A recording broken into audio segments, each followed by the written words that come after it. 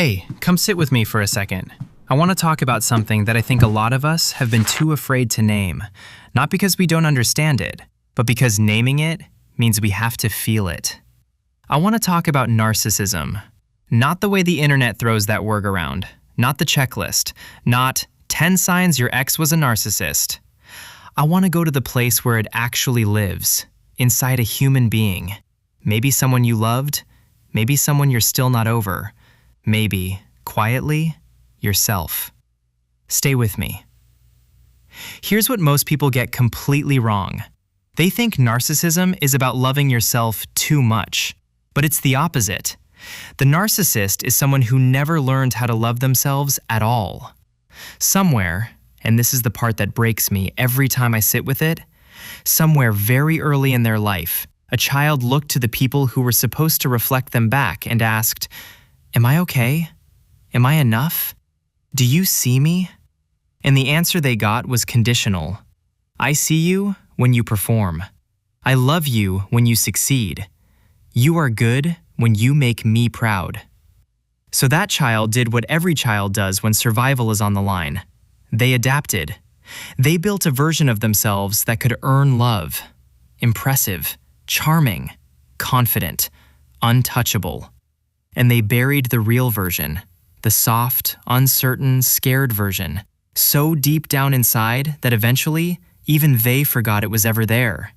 That's where narcissism is born, not in arrogance, in abandonment, in a child who learned that their real self would never, ever be enough.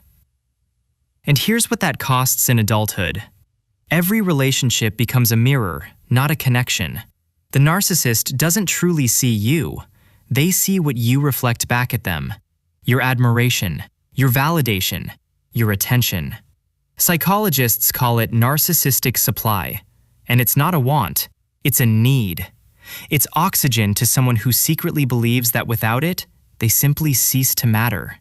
And when you stop providing it, when you disagree, set a boundary, or just have a hard day and can't perform your role in their story, that's when the mask slips. The coldness comes, sometimes the rage. And it moves so fast it leaves you dizzy and wondering what you did wrong. But underneath that rage is something much more fragile than anger. It's terror. The terror of being seen as ordinary, as flawed, as human. If you have loved someone like this, and I know some of you have because you're here, you're watching this, and this is the video you needed someone to make, I want to say something directly to you. What happened to you was real. The confusion was real. The way they made you feel like the most important person in the world one moment and completely invisible the next, that pattern has a name. It's called idealization and devaluation, and it's one of the most disorienting psychological experiences a human being can go through. You weren't crazy. You weren't needy. You weren't too sensitive. You were loving someone who needed a mirror, not a partner. And you kept trying to be enough for someone whose emptiness had nothing to do with you. That was never yours to fix. Now, can they change? I'm going to be honest with you, because I think you deserve honesty more than comfort right now. It's rare. The psychology protects itself. To truly heal, a narcissist would have to grieve the childhood they actually had, not the mythology they've built around it. They would have to feel the full weight of who they really are, beneath the image, beneath the performance. And for someone whose entire architecture is built to avoid that feeling, that doesn't just feel painful, it feels like dying. Some do make it, usually after what therapists call a narcissistic collapse, a loss so total that the false self simply cannot hold. And in that wreckage, some people reach for real help. And they begin the long, slow, painful process of learning, for the first time, to be human. But here's what I need you to hear. That journey is theirs, not yours. You cannot love someone into that healing. You cannot wait long enough, try hard enough, or shrink yourself small enough to make it happen for them. That work belongs to them alone. And if something in this video is making you turn inward, if you're sitting there quietly recognizing some of these patterns in yourself, I want to speak to you too. That doesn't make you a monster.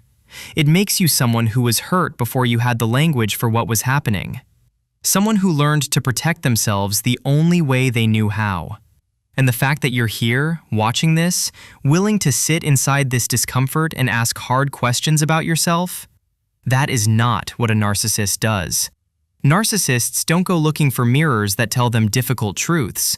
You are. And that already means something. The world doesn't need more mirrors. It needs more people who are willing to be seen. Genuinely, imperfectly, honestly seen. If that's something you're reaching for tonight, even just a little, hold on to that.